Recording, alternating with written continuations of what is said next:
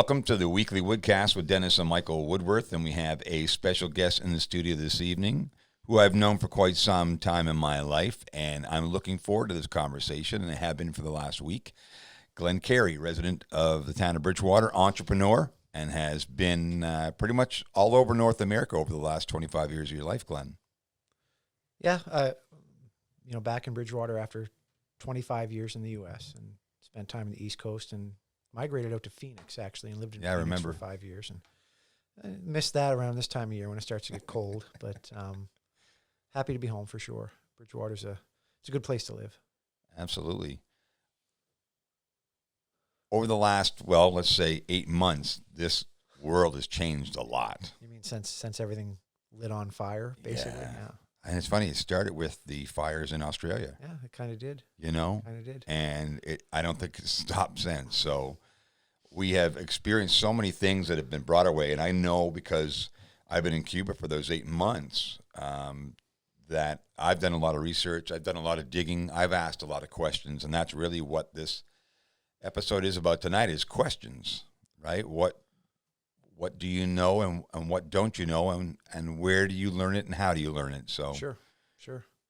There's a lot of knowledge that we just seem to almost absorb because we're taught things from a very young age. And when they shut me down, and not just shut me down, but when they shut everybody down, it created this void of activity for me. So I started to just do a lot of questioning of things. And bring the microphone closer to you, Glenn. And why? Just pull it towards you. Just pull it towards you. No problem. Yeah, no problem. So why did they shut us down? The first questions I asked were, very specific to what we were going through. Yeah, I remember. And it bothered me that all of the things I thought I knew about immunology, and don't get me wrong, I'm not a doctor and I don't have any training in it, but they taught us things when we were kids that dirt don't hurt. And then they start to separate us and they don't want us anywhere near. Well, when I was a kid and one of my siblings got pneumonia, well, we all got stuck in the same bed until we all got pneumonia. And then the family was able to deal with it all at once instead of having one get it and then 2 months later another get it. And now they're telling us we have to separate so we don't have a lot of these people getting pneumonia at the same time. So they separate us, they put us into lockdown, and that doesn't even start to begin to talk about the financial aspect of all the shutdowns and the way money stopped being spent, especially for local businesses. And we've lost dozens of businesses just in Bridgewater alone that are not operating anymore, have closed forever, and we're still not back to full capacity in any of these places. So it just made me start down a road of questioning the government's motivation, I guess. Why are they really doing this? Okay. And I don't believe, and through my whole life, I mean, Dennis, there were times in my life when I was a kid that I didn't make hockey teams because coaches thought I was difficult. And you can probably remember that. I've been there. Yeah, I was part of that. I remember it. Yeah. And it's not that I was difficult. It's just that I'm spirited more than anything, I think, and curious, and I don't necessarily accept things because I'm told them. It doesn't make me disrespectful in any way. No, not at all. But when I started to see the way that these lockdowns happened and the way the restrictions were put in and the way people started to act around the restrictions, and this started to get very bothersome with me, was all the communal shaming that went on to people that didn't necessarily agree with things and didn't necessarily comply right away. Right. And I just saw dangerous things in that, and that virtue signaling became more important than actual virtue. And to me, as I've gotten older, I've realized that, I've done a lot of living less than my best life. And virtue is important to me now. It wasn't for a long, long time. But now people are more interested in appearing virtuous than actually being virtuous, I think. And I think that's kind of become almost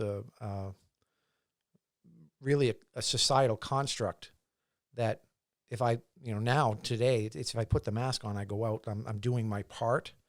Instead of actually doing their part, they just put the mask on and they can appear virtuous in this community.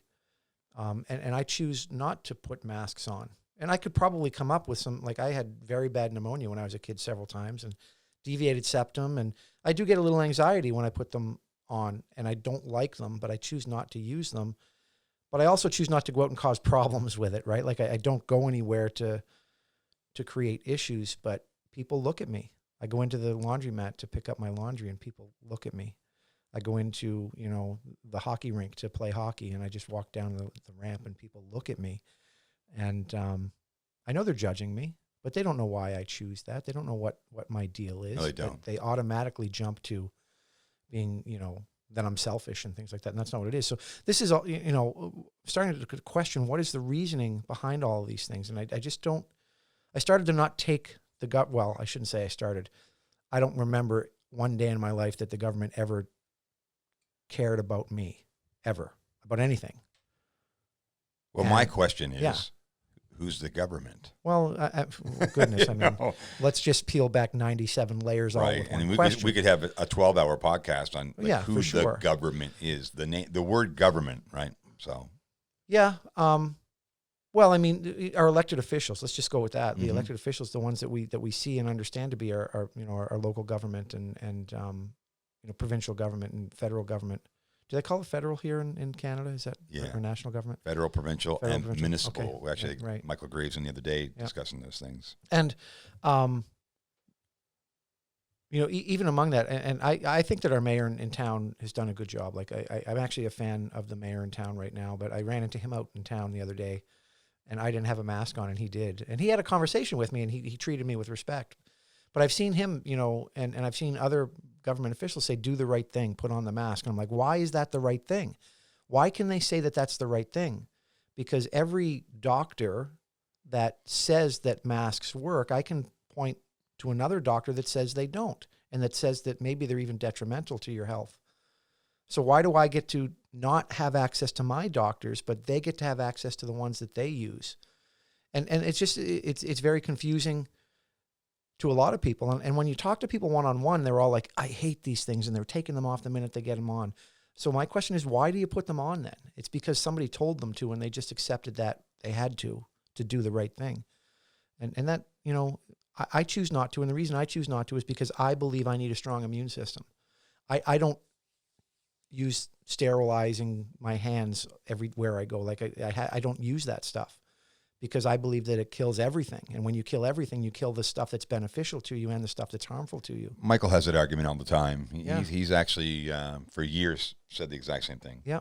And when you put the masks on and you can see study after study that these masks, number one, when you breathe through them consistently, constantly. And yes, I know there are professions out there that do it, but that's part of their profession is remaining sterile. But that's not viral. Viral is different than sterile. It's different properties. But what these masks are made of, especially the ones that are medical masks, right? They're filled with things that are not necessarily healthy for you, and especially if you're breathing them straight into your lungs all day long, there are going to be repercussions for that, and I don't think we know what they are. And then I don't even taking it to the next level of covering people's faces and what that does psychologically to people when you go out. Like I look at people with masks on, and I literally feel like I'm looking at a Dementor.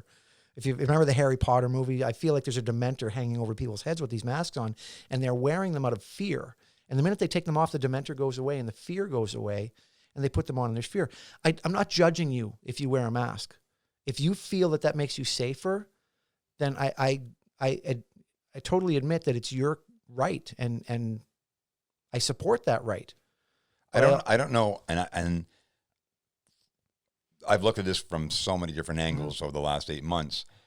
One of the things that the general public says is that the mask protects other people. So if you wear the mask, you're actually protecting others from. So if you have a virus, a cold, whatever the case may be, COVID, you wearing the mask actually protects other people. So you're being, and they use the word, you're being selfless because you're thinking of other people, or you're being afraid to not be categorized as somebody that's selfish, and you're complying out of a fear base. Like I don't believe that. Yeah, I mean, our parents are around the same age. Yep. My father and I have talked about this, is that, when any kind of virus, not just COVID, but the flu, Dad has a heart condition. Sure. Even if he has the flu, Glenda's father, he has major breathing issues. Sure. So you use common sense approaches to protect them in any of those situations, not just COVID. And then the statistics are really skewed. I mean, we really have been, they've all been manipulated. And I don't know if we'll ever find out the real answer. I'm hoping we just get to the other side at some point so that we have some normalcy that we used to, have comfort in. Sure. And I'm really questioning whether that actually will exist. I'm hoping, I'm very hopeful, but I'm not optimistic. There are practical approaches to everything in life, and I don't think that the approach that we've taken as a society, especially here in Atlantic Canada, where the numbers have consistently been low, and if it wasn't for Northwood, and that's a tragedy. That's a complete utter tragedy, and my heart goes out to everybody that lost anybody, anywhere in any of this, but especially Northwood, because there's a heavy place to work. But Northwood mishandled this, and I think there's going to be a lot of information come out about that, and I kind of think that one of the reasons that McNeil is stepping down as premier is because of the mishandling of Northwood. And I think there's some mishandling around the whole shooting in Portapique as well. And I think a compilation of those things, and McNeil just kind of said, I don't really want to do this anymore. Well, it's bigger than him. Well, I think it is too. Right, that's the problem. I think it is too. And that touches locally here too, and we'll find out when things come out. But, Mark Fury was a big part of delaying the what do they call it when they research something? The inquiry, right? Yeah, so absolutely. he was the one. He came out and said if they want to do it from a federal perspective, he'll support it, but provincially he never supported it until the feds came in, and I'm not sure where that stands now. I've kind of moved away from that a little bit, but that was another tragedy that happened on McNeil's watch, and so I wouldn't want to do it. Like, I will never run for public office because I don't want to be responsible for those things. I totally, who I want to be responsible for? Yourself. Me and my family and my people loved that ones, you love, period. Exactly. And that's it. And I don't want to be responsible for anything else. So people tell me, well, you know it all, you should run for, and I don't pretend to know it all, but you should run for council. Like, no, I don't want that life. But if you take on that responsibility, whether it's Bernadette Jordan as our member of parliament in our area or any area, Mark Fury as our MLA, just like any other province across the country, we all have the same political representation. Sure. If you take on that responsibility, you should be there, accountable, transparent, and be available all the time. And we're seeing, in these situations at this moment, whether it's the fisheries issue that we're dealing with here in West Pubnico and the Digby area, that it's just it's a sham, and it's just something that if you're elected and you're paid to do the job, do the job. Well, I mean, they have a really good example sitting as the prime minister right now that just kind of avoids I can't remember the last time he actually answered a question.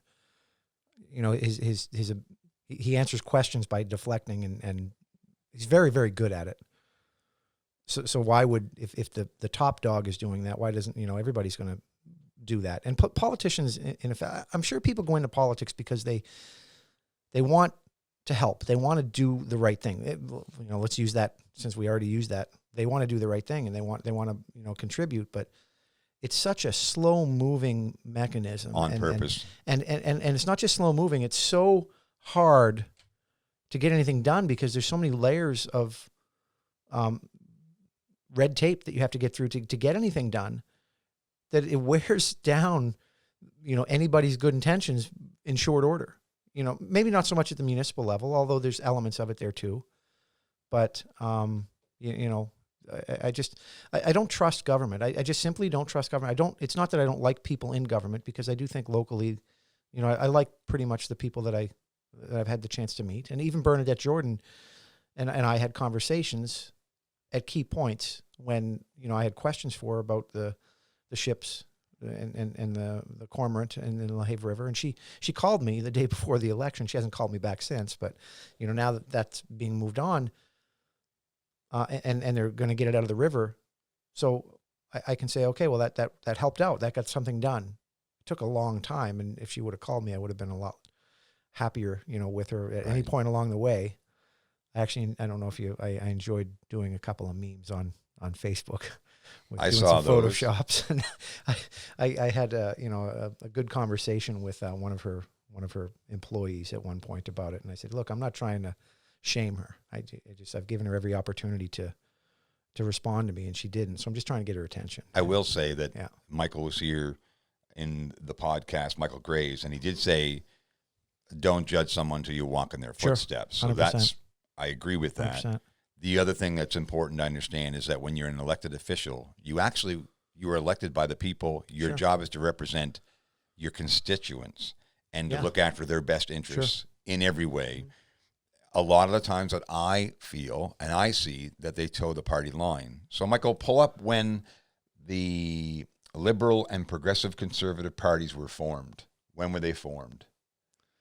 Because that's a big part of it, is that who formed these parties originally? Sure. Okay, and why were they formed? Sure. So if there's money behind each one of those political parties, essentially what happens is that they're pushed to move in a direction from the contributor standpoint that wants their influence heard Sure. by the party that they support. Yep. So if you and I are heavy, liberal contributors, and we give them millions of dollars a year in contributions and support, we expect something for that. Yeah. There's very few people that would just say, hey, I love the party. Yeah. I'm just going to give you $2 million because I love you guys. So if you know that that's actual truth and that's the way that they operate, how can anybody think that they're out for my best interest as an individual? 100%, because Right. they essentially, I was saying this to someone recently. I don't know if you remember a guy by the name of Garth Turner.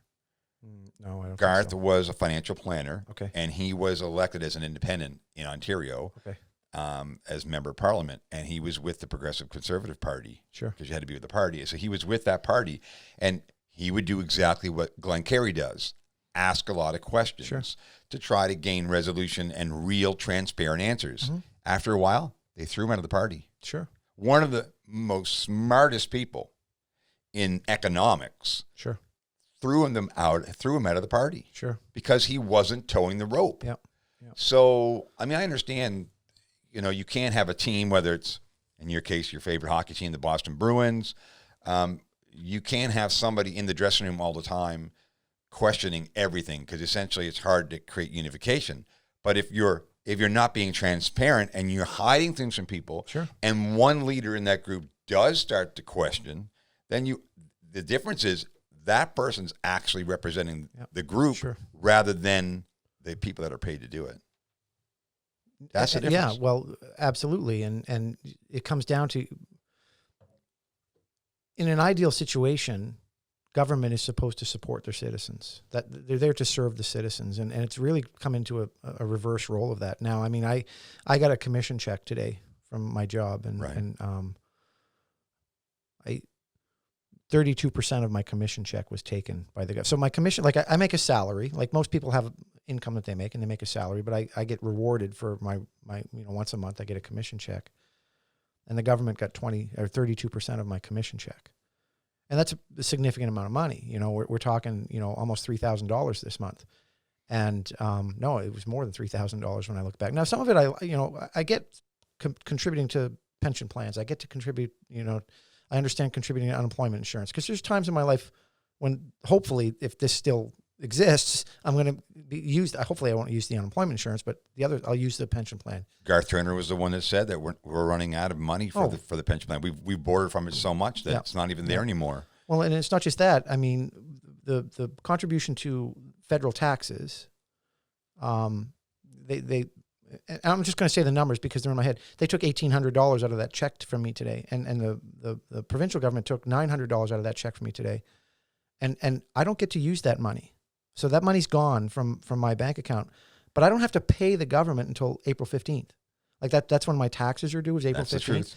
So they hold on to that money from now until then, and they do that all year long. So every month this happens, and they hold on to it. So, every month they take, and it's not the same every month, but every month they take several $1,000s out of all my checks.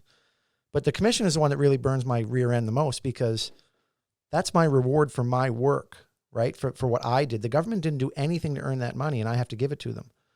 And I get that we need taxes. Like I know that if you ever wondered if we need roads, you just drive around Bridgewater for 10 minutes and you'll realize that we need roads. You can drive anywhere in the country and you see those. Yeah, we need hospitals, we need roads, we need police, we need, those services. But when they're taking 33% of everything everybody makes, it's gouging. We don't need government that big. And I'm sorry if you work for the government. I don't judge you for it, It's the biggest employer in Canada, is the Canadian government. And how did that ever happen? How did it get so that the government of Canada employs more than any other industry in this country? Valid question. I mean, you look at the Liberal Party and the Progressive Conservative Party, July 1st, 1867. Yeah. 1867. There was no taxation in 1867. No, well, federal income tax in Canada is illegal. It's never been legalized in Canada. It's just done and it's been accepted. It's funny because I actually spoke with a CRA agent 2 years ago, and I said that we voluntarily contribute money to taxes, and it is considered a voluntary act. Same as submitting your tax return. That's done voluntarily until they make it mandatory. Right. And it's amazing that if you actually dig and dig and dig, you'll find conflicting information that's there. Right. Now, we have a level of acceptance in society that we say, okay, it's the same as the CRA and the federal government. They state that they're separate. Like, oh, the CRA is not connected with the federal government. They're a separate entity. But essentially, in the last situation with CERB and CRBs, the CRA is monitoring it. You're applying through them to get it. Sure. So they have to be associated with each other. No matter what you say, the action proves that they are affiliated with each other. I don't know if you can find this, Michael, but see if you can find out where Progressive Conservatives were actually formed in, no, Michael, wouldn't be 2003. Yeah, that's way back.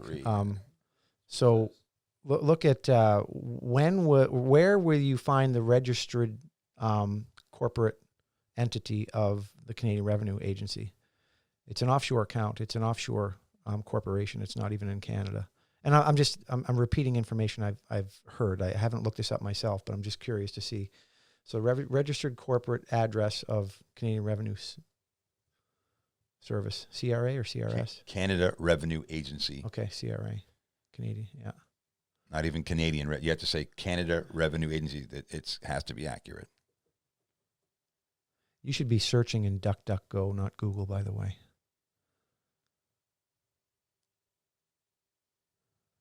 Not where it's headquartered, but where do they register their business? And if you want to get honestly, Mike, DuckDuckGo. We'll talk about it after, but don't be searching in Google because Google is giving you paid for results.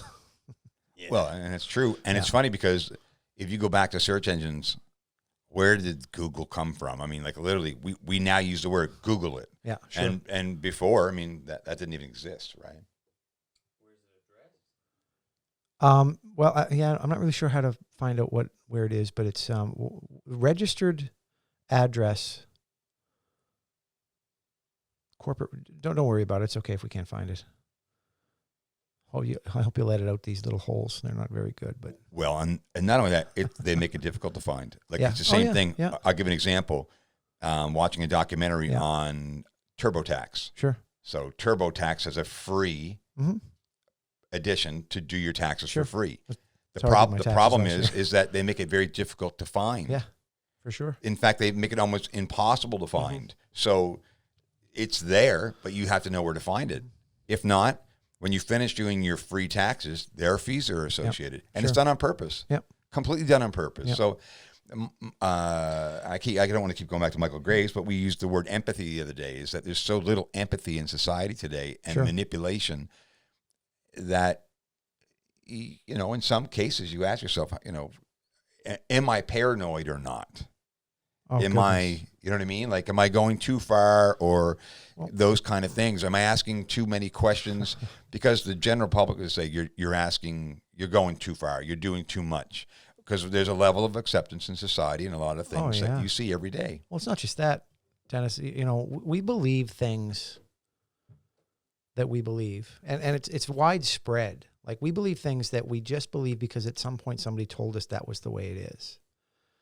And it starts early. Like, it starts the very first time your parents put you in front of the television, you start watching child programming. You start to get these ideas, and you might not know what they mean at the time, but that's the way they lay the foundation of this. And then the first day you step into the classroom, you start to see things around the classroom that fortify that idea. And then as you go into your lessons and you start to get your lessons, that fortifies the idea further. Like a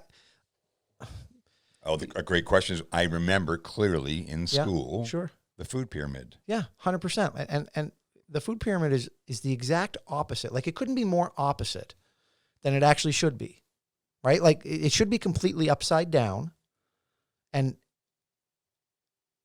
we have I'm just going to tear the Band-Aid right off. Like, the government does not care about us. The government wants us fat, sick, and reliant on them. That's what they want.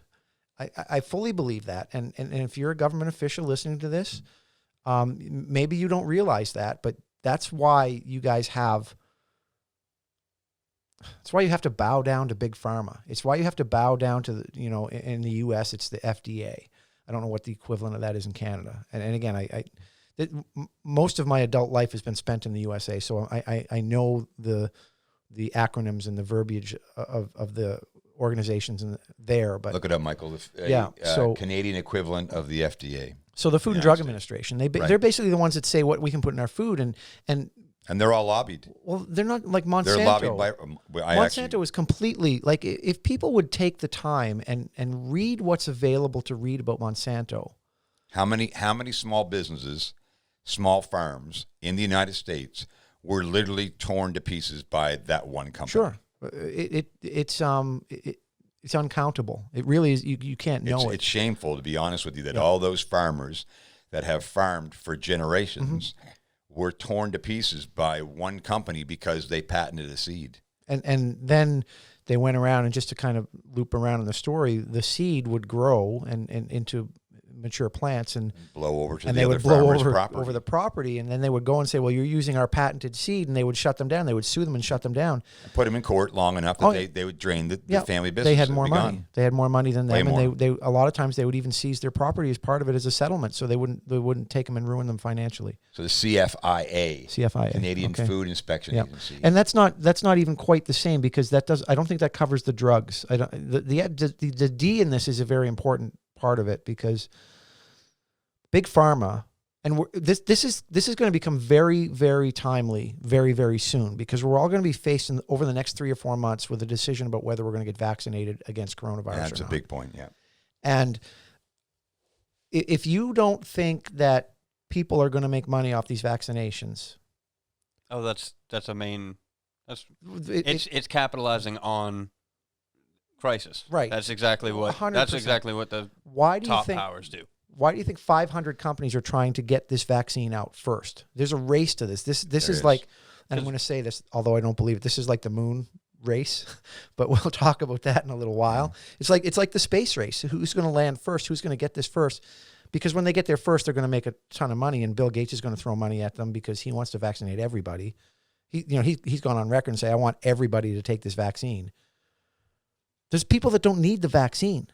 100%. There are people that, like your parents and my parents, and people that have, compromised systems because of whatever state they're in, probably because of the upside down food pyramid as a big contributing factor, and probably because of the vaccines they took when they were a kid. And yes, I'm going to blow the top off this, and people are probably going to look at me funny when I walk around town. I have a nephew who was vaccine injured, and they've been able to detoxify him to the point where he actually just found out this week that he made high honors in high school, but he wasn't even able to go to public school until recently, because during his schedule of vaccines when he was young, he came home one day and things changed. And I see other people that have gone through this. I have another friend in Halifax who has a son that was vaccine injured so severely that he is going to need lifelong care. His parents are not going to have senior years because they're going to be looking after their 45-year-old son who was vaccine injured. And people that say that vaccines are safe don't understand that if they're not safe for 1% of 1% of 1%, that's not safe. It's not a risk I'm willing to take. And this flu vaccine, typically, if you listen to the mainstream narrative, they'll tell you that it takes about 8 years to come up with a vaccine, 8 years of testing, and they go through animal tests, and they go through voluntary tests, and they go through other tests. Well, I can think of 2 cases where this vaccine rush trial has killed people right now. There was a case, I can't remember the country it was in. It was a developed country, and then there was another death in the U.S. I I think over the last couple of days. Well, that's not reported in mainstream media. No, it's not. It's that not. Never gets reported. Right. And so we're going to be faced with this decision that we have to decide, do we want to get this vaccine? And if we don't get it, I don't like the term conspiracy theorist. I would rather consider myself a truth seeker in some ways. Yeah.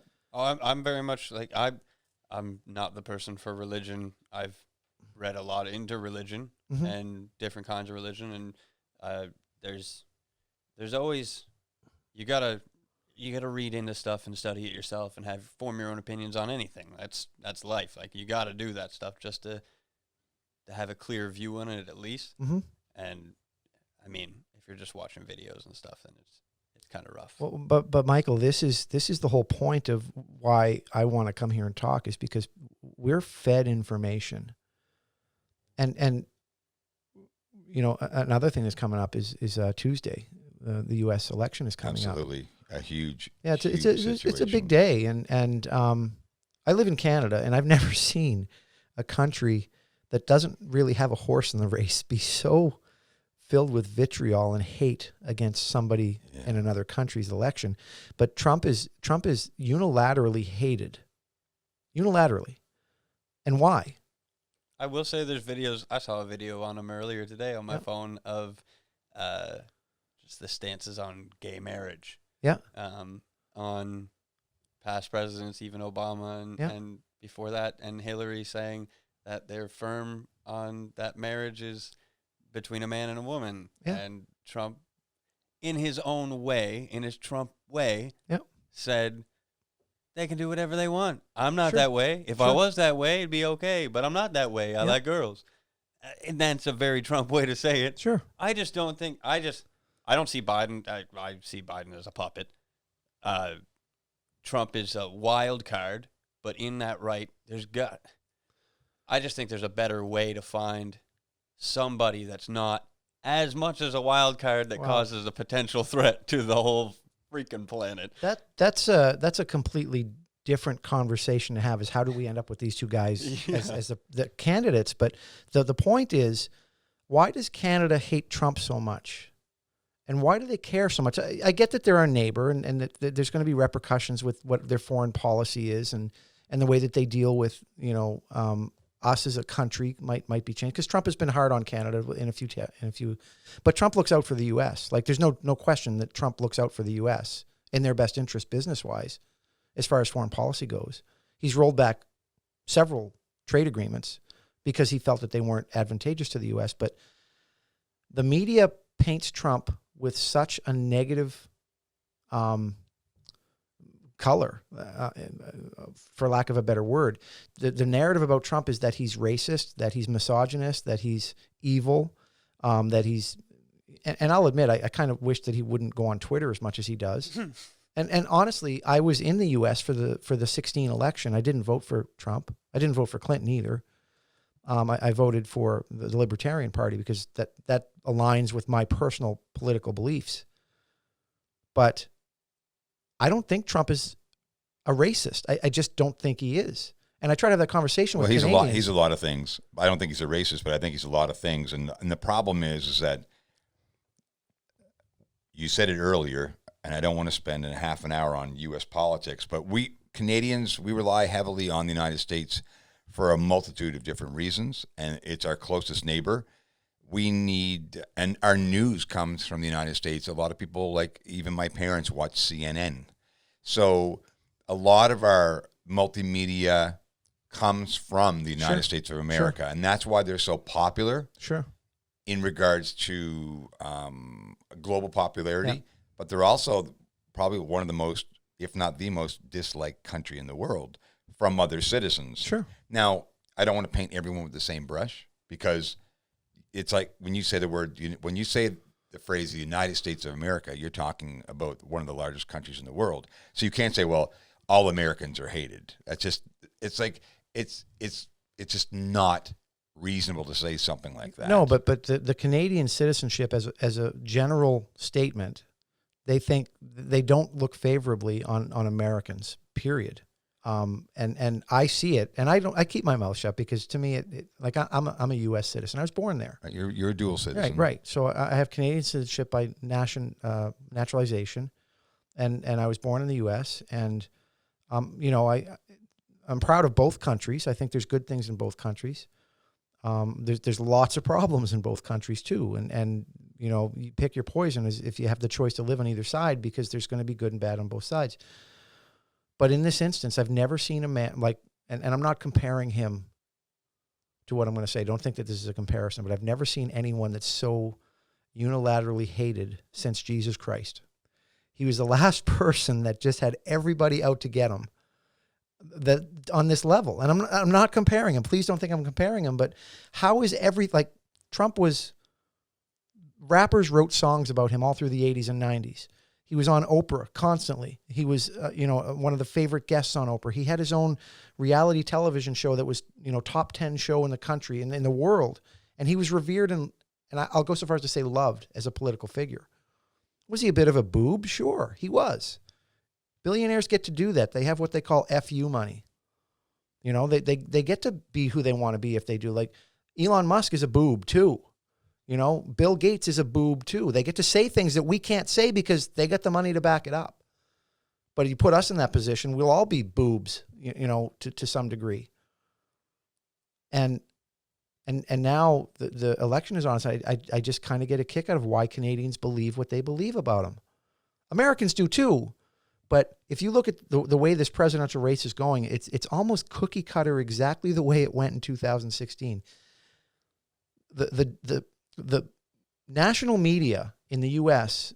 are running these polls, and they're patting the polls in the favor of the Democrats. I don't believe that the polls are as reported right now at all, because they reported Clinton's chance of winning almost at 93% or something, and it was such an upset. But it wasn't even close. Well, she won the popular vote. But the way that the U.S. she did, because cities voted for Clinton. Yeah.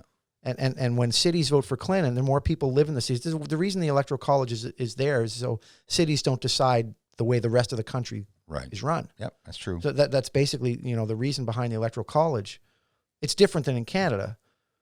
Canada, you vote for the prime minister. Like if you really want the MLA on the ticket for your guy, you have to vote for the same prime minister, the same party. That's right. Which is mind-numbingly stupid to me. I hate it. It's right. It's the one thing in Mind-numbingly my stupid. brain that I can't get past. So why do they have that? But why do the Americans have the Electoral College? There's broken parts on both of it. But my point is simply, why do we believe what we believe about Trump? It's because we're fed a constant stream of media that has a narrative that they're trying to pull off, because the media is Democrat controlled. Well, so let's talk about a Democrat who's actually an independent. That's Bernie Sanders. Sure. Bernie's the kind of guy that is so completely different than any other politician. Elizabeth Warren probably has a little bit of similarity to Bernie. He wanted a much higher minimum wage. He wanted medical coverage to be a right to every American citizen. He wanted public colleges to be free so that you could pursue education beyond high school. There's a lot of things that he has fought for a long time. And in fact, when the Democratic race started, Bernie was winning. The first 3 states, he won hands down.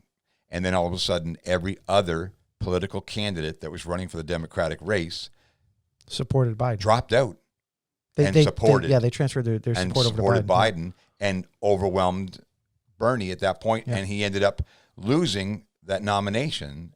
Very similar, that he was railroaded out by Hillary Clinton because of the way that it was set up with the super votes. And the reason for that is because the U.S. is not ready to be a socialist country. Well, it never will be. And so he didn't stack up well against Trump, and they knew that. So when they saw him winning, they had to change that narrative. It's unfortunate because Canada. I will say something about when you say about your tax dollars and my tax dollars and everybody else's. We do have some social benefits in our country that are very valuable to our citizens.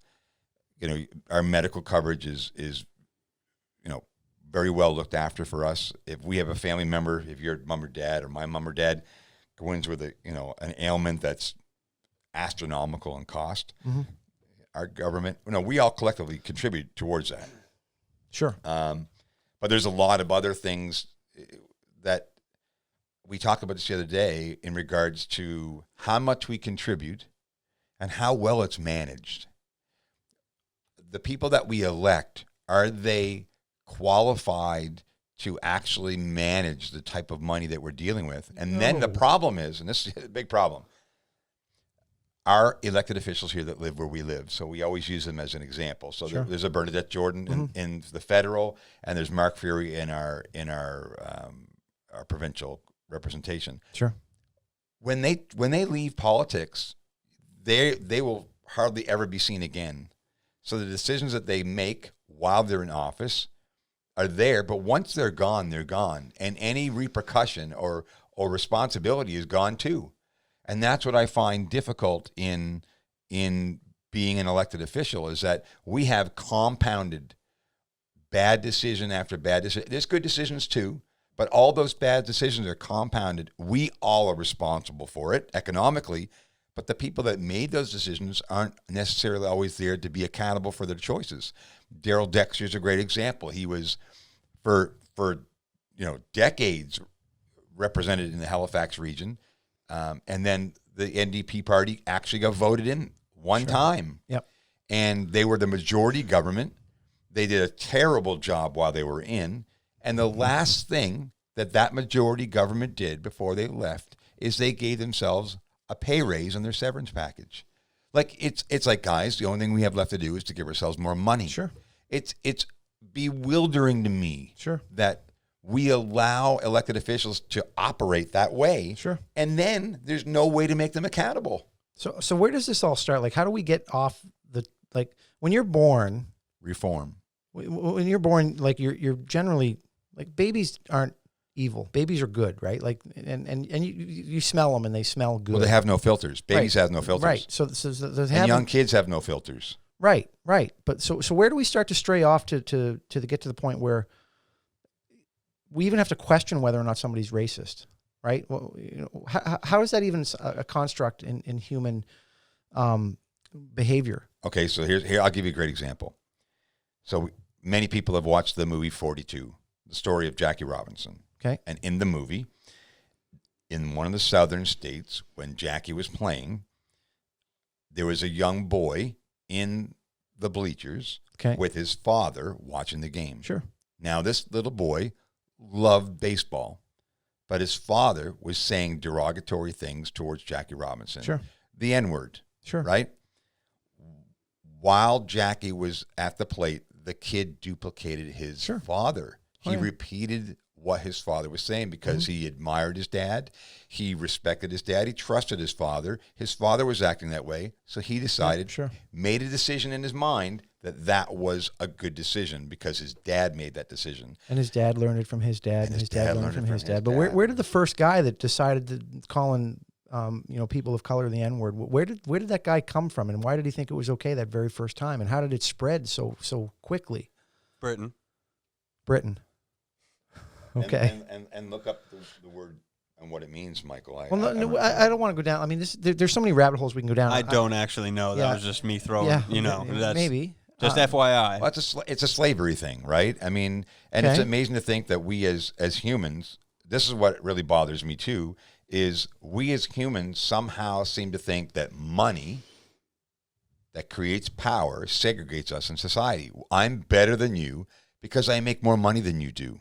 Sure. I mean, where in the world did we create separation with economics? Well, pride is a big part of it, right? So when we don't when we're trying to determine who it is we are, like when we're questioning, who am I? What are the things that I'm good at? How am I going to live my life? Unfortunately, we don't rest on what we want. We find other people that we like, other people that we admire, and we look, what do they like? How are they going to value me? And oftentimes we adopt those things rather than what our true desire in our hearts are. Valid point. So when we start to build ourselves up, why do we do that? Why is that something that we even consider, and it comes down to pride, is, if we all just did what we wanted to do, and money wasn't attached and status wasn't attached. Like, what is status anyway? It's how we're looked upon by others. Yeah, it is. And why would we care about that? It's pride. Everything comes down to pride. Every derogatory, every derogatory statement that we say comes down to an element of pride. Whenever we call someone's name a name or a bully, we're trying to position ourselves above them and lord over them in some ways, and that's prideful. And ego is a big part of it. And Wayne Dyer, I used to read a lot of Wayne Dyer stuff, and Wayne Dyer says that ego is not what we put on ourselves, it's what other people put on us. So it's the expectation that society has for us. And then we try to strive to meet that up, and that's what ego is. It was interesting. I'd never thought of it that way before. And that's a prideful thing, is to try and please somebody else. Now, should you try to please other people? If your gift is in giving, then you should, for sure, but not as a way to boost yourself up. It should be selfless. It should be something that you're doing. It should be empathetic. Right. Good. But to me, and I want to, there's something I want to talk about, and there's something when we were at the ball field the other day that came up, and I came over here with the intention to talk about this at some point, and I'm waiting for a segue for it to come in, and I don't think there's going to be a segue. So I'm just going to plow it in. I'm going to plow in. Well, you've already, hang on, Michael. You've already plowed through quite a bit. Yeah. I mean, really, you've opened Pandora boxes along the path, right? And really, for me, anyone that's listening to the podcast, whether it's on Spotify or on YouTube or on Facebook, whatever the case may be, I'm not judging you based on what you're saying.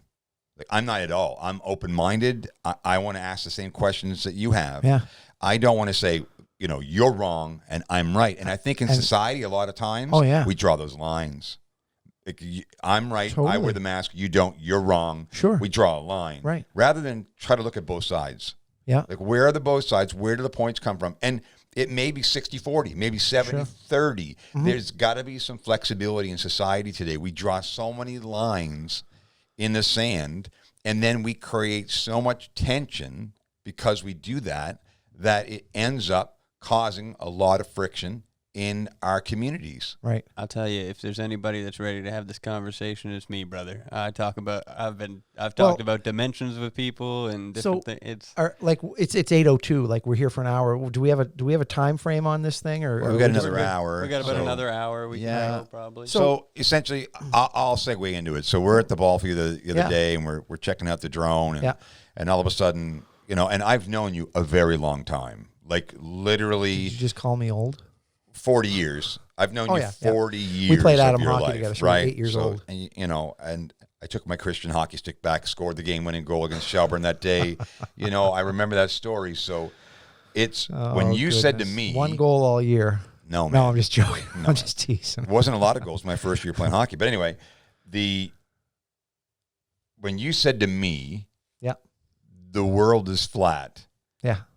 I just had to take a step back. Sure. Because I am a very open-minded person. I like to converse about anything, but I, even myself, had to almost like, whoa, that's way overboard, right? Like, so but the inner dentist says, present the evidence. Let's hear this. Now, in my perspective, from what I've learned, the earth is not flat. Sure. Christopher Columbus was the one that proved that theory wrong a long time ago. Okay. Everyone thought at that time that you'd fall over the edge of the earth. It was completely flat. If you went too far, you just fall over the edge. Don't go too far. And then, there's a theory, obviously, or science behind it, whatever. We're going to talk about it tonight. But, sure. My questions were, well, we have astronauts that go into space. We have photographic evidence. We have video, evidence and all that kind of stuff. So I'm segueing into, tell me what I don't know or what I think I don't know. I'm not here to tell you anything. No, I'm curious. Listen, man, I'm curious. Hey, I'll tell you, you've done a lot more research in it than any of us have. So I think there's a lot of people. If I tell people that if I put this podcast on and I say, Glenn Carey's going to talk about the planet being flat. Yeah. They think you're freaking right out of your tree. Oh, they do, and this is a relatively new revelation for me. Okay, it's only been maybe really a month for me in this, but I'll tell you. So what do you know so far? Well, it's not what I know, and this is the. Or what have you learned so far? Right? What have you learned so far? Sure. So there are lots of things in the world that when I look at it and I try to do the math, I take out my sheet and I try to do the math to prove the work, that it just doesn't add up to me. Okay. The first thing, when they first taught evolution to me as a child, when I first heard about it, I said, that's foolish. I don't believe it. And I never believed it. It didn't add up to me because I don't see what they're claiming to be in me. I don't feel it in me. I don't see it in my fellow man, the fact that we would have evolved from other species. Okay? So this is the first thing. I just want to lay the construct on So you're saying gorilla, right? Evolution from being a gorilla into a man. Right. Into homeo, whatever they were. A caveman, right. then going into a more of an intelligent being and continuing to progress that way. Right. Okay. So that's the first foundational on this. Like I've never believed in evolution. I've always believed in a creation genesis of humans, of the world. The other thing that I've always believed is the Bible. I've not always lived that way, and I've not always shown forth that way in my life. And there have been lots of times when people would look at me and question, if I believe the Bible at all. But I've always believed it. I've always believed, every word of it. So that's probably going to also, people are going to put their hands up and say, well, no, I don't want to have that conversation because I'm a religious fanatic. And that's but to be fair, I mean, we talk about that hockey team. Sure. Our head coach of that team was Charles Sowatsky. Yeah. And one of our very good friends that we consider brothers is a minister. Yeah. Right? Sure. And that's Bartley Sowatsky. Mm-hmm. Not only is he that, he's probably one of the most intelligent people that you and I have ever met in our lives. Blindingly intelligent. Right. Like just beyond the average person. Mm-hmm. So... And beyond that, you can be both. And Bartley I've had conversations with Bartley, and I'll probably have him on a podcast in the future, that he tries to explain, both sides He's as best as he can. Yeah, he wrote a book called Unapologetics. Exactly. And if you had the chance to read that. I did. Yeah, so he explains God in that from an intellectual perspective. Right. Do you have something to no, I'm good. So I don't want to segue into Bartley because Bartley can be a whole other conversation. Stay on. Oddly enough, hey, this is the Earth right here. Yeah. This is the Earth. It's flat. So I want to hear why. When I first heard of this, I met somebody at a freedom rally. Okay. So I went to kind of just meet other people that thought the way I thought about all the COVID restrictions. And I met somebody there, and we had enough in common that we decided to have a coffee together. And we're chatting and looking at the universe, and I made some type of comment like, I don't know, one trip around the sun or something. Like I had just my birthday, and a bunch of people the other day said, you had another trip around the sun. And, right. And I'll come back to that in a second. So she said something like this to me, and I was like, what do you mean? And I looked at her just the way you looked at me, exactly the way you looked at me, like, you are a loon. I kind of shifted over just a little further. I'm like, what? Well, it's so it's a big one. It Dennis. is. It's a big one, but it's huge. When you take out the paper and you try to do math on things, it doesn't work. And I'm going to start with this. Do you know how far the sun is away from the Earth? We'll start there. Go ahead, Michael. No, I mean, if you want to look these up, you can. Well, we are. We're going to Google it. It's going to tell us. Yeah. Right. I can tell you. I mean, I do know this number. Well, it's just okay. We need to get Neil deGrasse again here. We should just. Well, I'm going to bring up Neil deGrasse in just a moment. Okay. 150 million. About 150 million kilometers. Yeah, okay. Is there anything about that number that you understand? It's a long ways. Right. But you understand 150 million kilometers? No, there's no comprehension. So this is the first point I want to make, is that people that teach astronomy and teach I'm going to say a word people may have heard this, the heliocentric model of the universe, which means the sun is at the center of the universe. People that teach that, they use language that we can't as a layman comprehend. Right. To start with. It's not layman's terms. Right. Well, it is layman's terms. I mean, it's 150 million kilometers. We know what a kilometer is. But 150 then we just can't comprehend it. It's like, it's such a vast amount that we just don't know what it is. In our mind, we can't really compute. How far away is the moon? I can tell you the number if you want. In comparison to the sun, go ahead. Just Well, no, it's 350,000 kilometers, I believe. But take a look. So 390, so 384. 385, Okay, yeah. like 250, I guess is what it was. But so 384 kilometers. Did you see the moon tonight in the sky? By the way, No. is the moon considered a big celestial body? I mean, it's. I believe I could be off, based on my readings of what religion thought the moon came from and everything. That came from two planets fighting in the sky a long time ago. I mean, you're getting into some mythology there a little bit, but no, the moon is considered to be 384,000 kilometers away. Yeah, it's not a big celestial body. The sun is considered to be very large, but it's basically 93 million miles away is how far the sun is. Right. And yet they appear to be quite close. Similar in size. Well, yeah. not just similar in size sometimes, but they appear to be quite close to us. Like one of the strange things, the first thing I started thinking was we've only ever seen one side of the moon. Okay. And if you think about the way the universe was born, if you adopt the heliocentric model of it, it was born out of an explosion, right? So there was a big bang. A big bang that actually was so dense, the matter that was involved in this big bang took a speck. And to me, this is, again, a tiny speck that could fit on your fingernail. black hole. Had Man. so much matter that it created everything that we see. And not only did it explode a bazillion years ago, I don't even know how long ago. Beginning of time. It's still expanding. Like it's never stopped. You know how explosions, they expand. Like if something blows up, it just... Then it stops. And then it slows down. But because it's in a near vacuum of space, we're still expanding. So if we're still expanding, that would mean that over time we're getting further away from the sun. Because everything that's in this construct is still expanding. We're not going to catch the sun because the energy that propelled us all through space was constant, and it's not going to change. Like we're not going to gain speed. We're going to continue to expand away from each other, so we're getting further and further away from the sun. And yet the sun is heating us more and more according to science. And this is the construct, is I just think there's so many scientific theories out there that don't hold the water that they hold. But the big thing I say is 93 million miles away, this sun would have to be gargantuan for it to even show up in our vision. Valid point. As bright as it is. The moon would have to be gargantuan to even show up in our sight line, in our vision.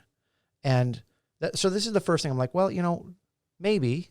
And I'm working through this. This is not something that so I started to ask questions, and then I was like, well, how big is the moon? Well, Michael, how big is the moon? My first question, though, is... How big is the moon? I'll look it up here, but yeah, what... Sure.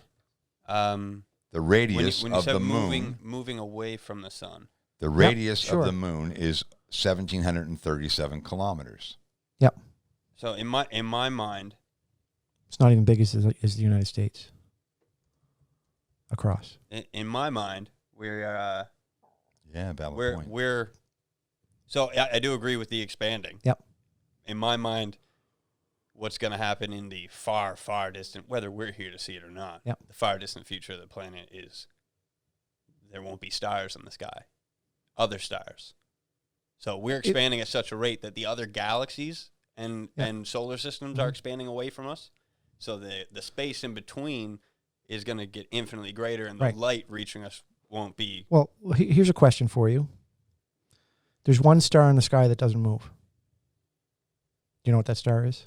North Star? It's Polaris, the North Star. Yep. All of the other stars appear to rotate around Polaris, okay? But we live in an ever-expanding universe. Now, the sky appears today as it appeared when I was a kid, according to what the science says, okay?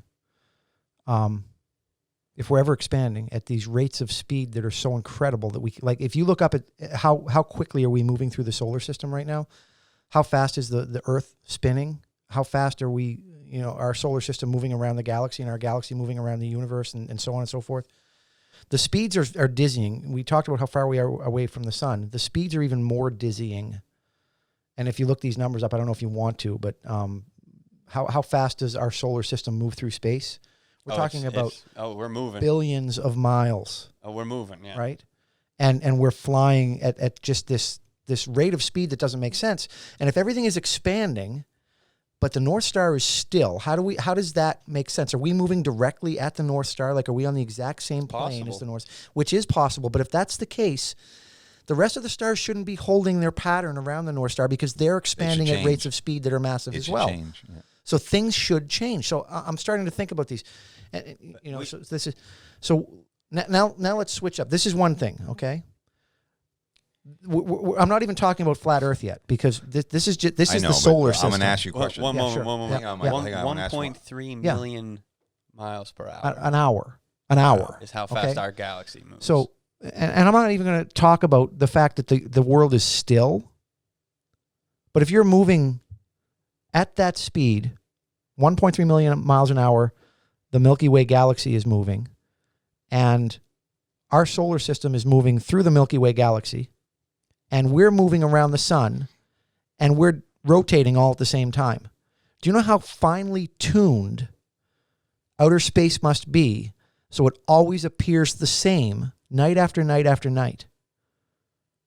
And the North Star never it's not ever the same. moves. See, it is the same. In my mind, because that's the sun actually sets. Like for example, on my boat in the Have River, certain times of the year the sun will set in a certain spot, and then other times of the year it'll set in another spot. The sun does, and the moon does, but the stars do change based on the seasons as well. Okay, but the shape of the stars in relation to the other stars never change. Okay, so in relation to where the North Star is, if you look around and the way it moves around, all of the constellations, they remain exactly the same. The constellations don't change throughout the year. Change. Some of them dip below our field of vision, right? At different times in the year, but they're still rotating around the North Star exactly the same as they have been since in the 50 years I've been alive. I want to go backwards here a little bit because we're going into a direction that and the people that are going to be listening to this going, like, this is kind of crazy. This is one for the ones that want to hold on to it, though, because I mean, if you're still here, you're still here. From the moon, sure, can you see the United States? Nobody's ever been on the moon, Dennis.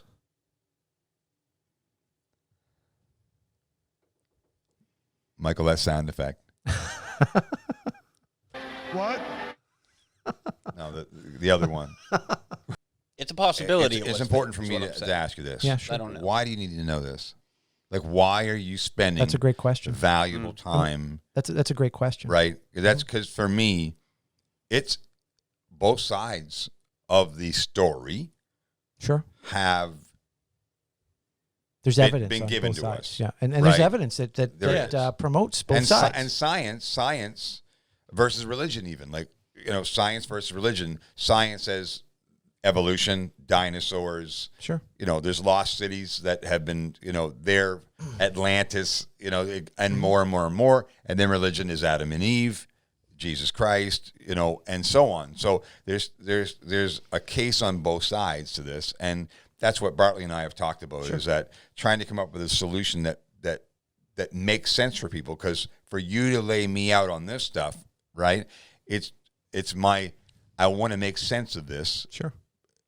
Goes back to that food pyramid, which is a more simplistic version of it, way more simplistic. But I think our own minds say, why were we told this for so long?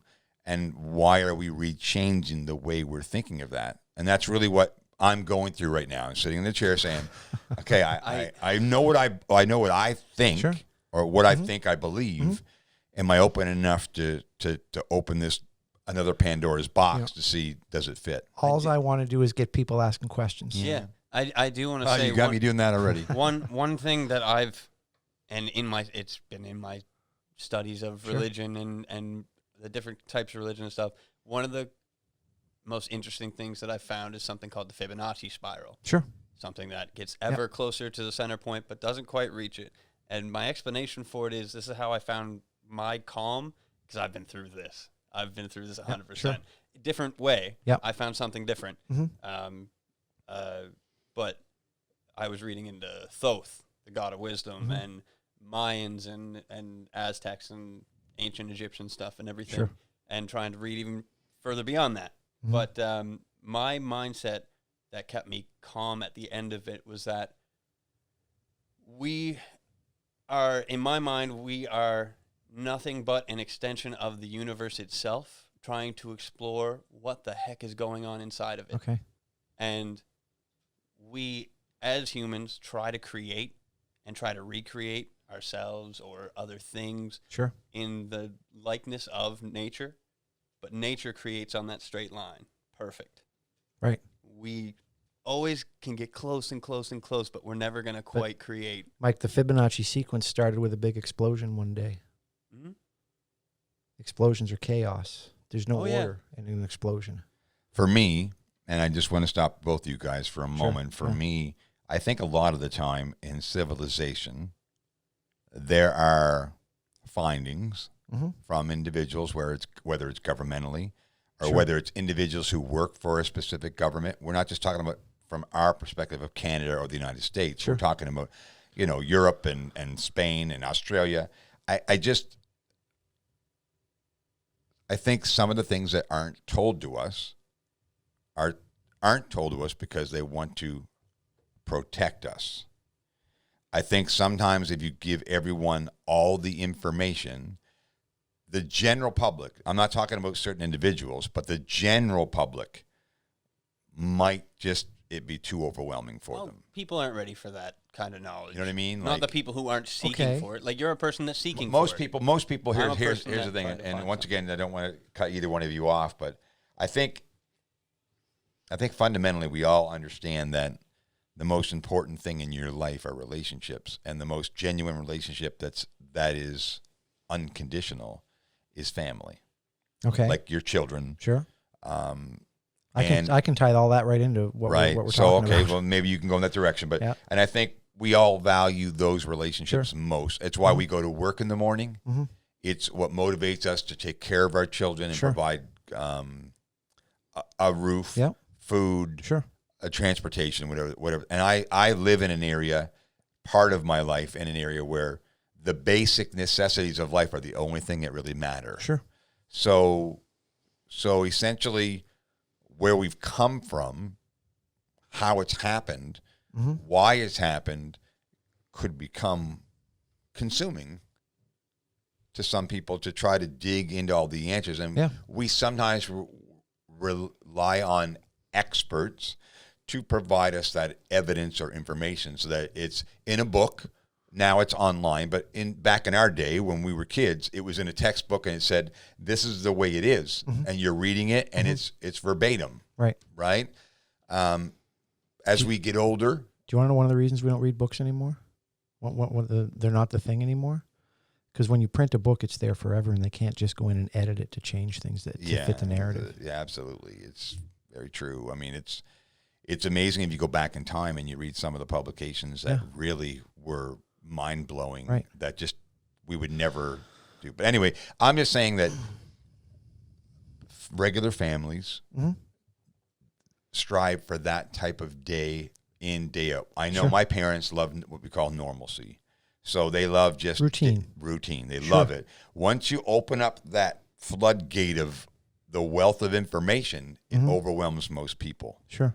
And if you lay what you're laying on the table tonight to the average person, they're going to be like, whoa. Well, and then they think but- that's way crazy. Well, they do, and it's designed that way. Like Of course. this is a grand design, Dennis. Like the heliocentric universe has a reason behind its design. And I mentioned this on the ball field the other day. It's to hide God.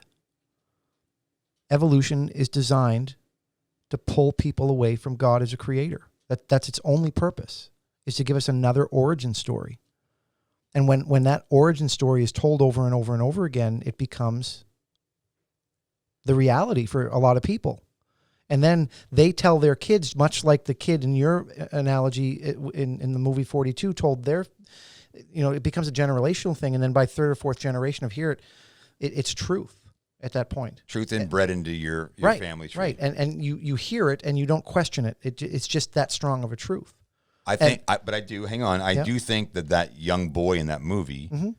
did question what his dad said. Initially. I think in his mind he was, should I say this? Yeah. And I think as you get older and learn more as a human being, you tend to question whether that was the right decision or not. Not everyone Decisions does that, maybe, but I do think some people say I was wrong to say that at that moment. Not everyone would, but I think some people would make that decision. Well, yeah, we make terrible decisions as adults, but I think the ability to question constructs, we lose that as we get older. We want to fit into society. We don't want to stand out. Like I've been sitting here, I'm exposing myself as a nut job tonight to the 12 people that are going to listen to this podcast, or however many people it's going to end up being. In my mind, not I'm joking. There's going to be a lot more than that, buddy. Let me tell you. In my mind, not a nut job. Just someone who's but no, there are people exploring different things. You're exploring different ideas to the theory of what we are. So, which is a good thing. To sit there and look at humankind and our history and say that's concrete. Sure. That's exactly what happened. Well, it's a horrible way to go ahead in life. Then that's not how we as humans have learned more about ourselves as a species. You're absolutely right. Absolutely right. And to come back to why does this matter? Why does it matter? Yeah, that's what I'm asking my that's a great internal question. voice. Why does it matter? To me, why it matters is when we take our eyes off of God, we take our eyes off of his teaching, and we take off our eyes off of his guidance. We dismiss him as not even being real, but he's some imaginary guy up in the sky. And you see the memes all the time, people that make fun of Christians for believing what they believe. But there are Christian values that you've touched on tonight, the family at the core. That right now, you have to search far and wide to find a traditional family. They're rare. They don't last because people don't have Christian values at their core.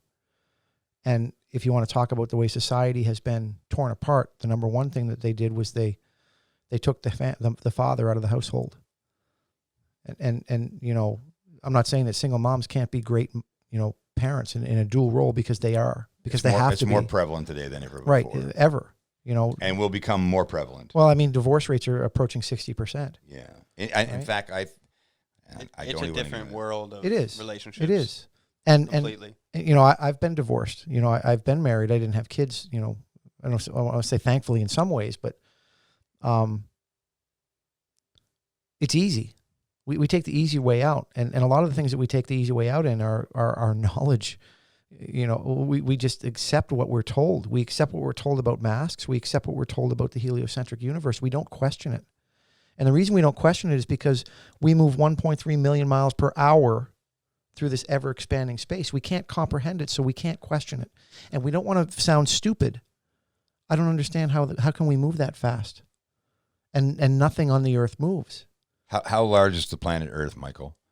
In my mind, that question is just how large is the planet Earth, though? Yeah. So how large is it?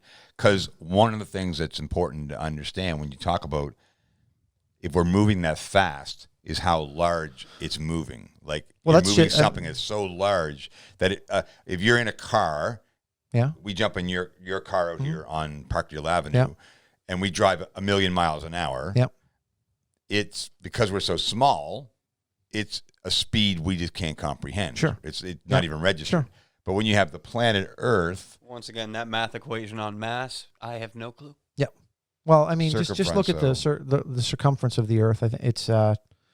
surface area of 510 million square kilometers. That's the complete surface area of the whole planet. That's according to the heliocentric model of the Earth. What's the circumference? What? The mass, there's mass there, surface area. What else? Circumference. Yeah. Diameter. Yeah, the diameter, right? What's the diameter? So 40,000 kilometers. Mm-hmm. So you're taking a 40,000 kilometer object. Yep. That's humongous. Okay. I mean, we're not even a speck of dust. If we go outside, well, and in your investigation, we don't even go outside and look in, But anyway, let's just leave that alone. But we are just a micro piece of dust. Sure. When you look at even the size of the province that we live in, or the country we live in, or the so you're saying the continent we live on. You wouldn't be able to see me from like a kilometer away? Because I'm that small. Yeah, you wouldn't. Yeah. Yeah. Okay. And I know what you're leading into. Where are we going here? Where are we going? The fields of vision. What he's saying is field of vision. distance, So you, yeah. you shouldn't be able to see the moon, or you shouldn't be able to see the sun, because the sun is this big, and it's so far away that essentially you shouldn't be able to see it because of the distance that it is versus the size that it is. And then it's in the sky. It looks like it's humongous. Sometimes it's as big as basketball. It seems to be anyway. There's many, many, many visual illusions too, because the human brain, when you think about the human brain, we're all just signals being perceived by our brain and being computed as something visual for us to see, right? So, I mean, there's there's roads that you can drive down and that the buildings look like they're growing and shrinking, but you're on a straight road. Maybe. Maybe you're right. Maybe you're right. I mean, if we are indeed living in a heliocentric, model of the universe, then they need those reasons to make sense of why the sun is so big when it's so far away, and how we're. Let me go down some of the checklist of the things that I've come up with. Let's talk about the depths of the ocean. Okay. So what are the things? There are three major things that happen as you go down in the waters. Okay. Do you know what they are? One, it gets darker. It gets dark. Yeah. Yeah. What's the second one? Do you it's know colder. It gets colder. That's interesting. We're going to come back to that. What's the third one? Pressure. Yeah, it gets very pressure. So we can't actually travel down there too far without being protected. What is the Earth made of? Do we know what the Earth is made of? They say it's lava. Lava. But we have a certain base core. I'll look it up here. The base core of materials of the Earth. But the Earth is warmer in the middle, right? It's supposed to be. Right. So why is the water colder? It's supposed to be a moving central core.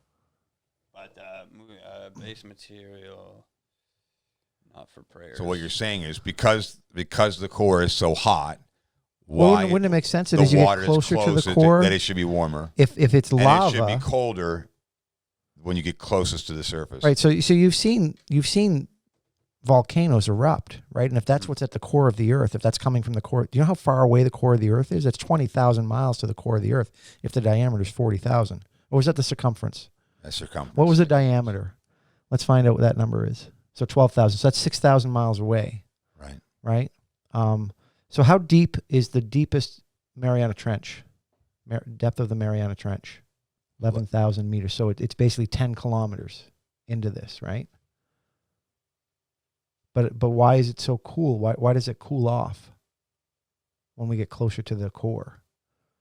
Like, I mean, you dig a hole, it's cool. And I get that, and I know this is a small percentage, but if the middle of the Earth is warmer, and it gets progressively warmer as we get to the middle. What if it's like a fridge, though?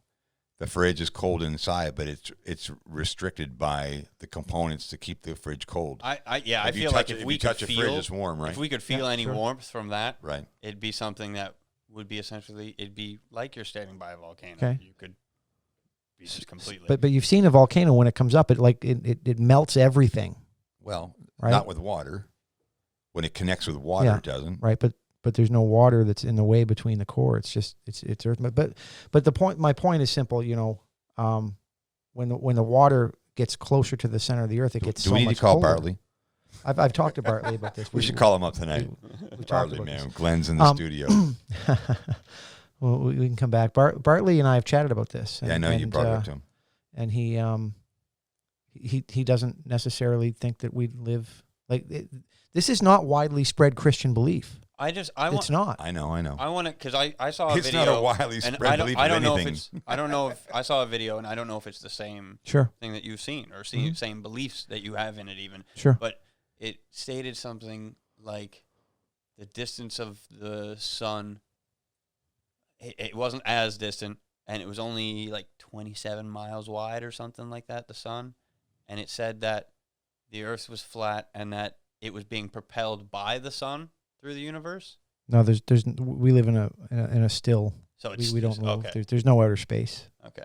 From the construct that I'm coming from, and this is where people kind of think it's crazy, is that you think that there's flat pizza flying through space. No, it's not that. There's no space either. Hey, I believe that we live in dimensions, and you can move I via believe dimensions that too. by changing vibration. I believe that too. And I believe and we can talk about the biblical application of that sometime, Michael. If you want to. We might have to have our own little podcast one night that goes well. But think about another thing. Bring up Antarctica, 60th degree, 60th parallel, Antarctica Treaty. 54 parties, so 54 countries have agreed that we're not allowed to travel as common citizens below the 60th parallel. Okay? In 1959. And these 54 parties are 54 different countries who agree, and they police this. They guard this. Okay? Nobody has ever successfully circumnavigated Antarctica. There are people that have tried. There are people that have tried to trek across it and died, and they haven't been able to complete it.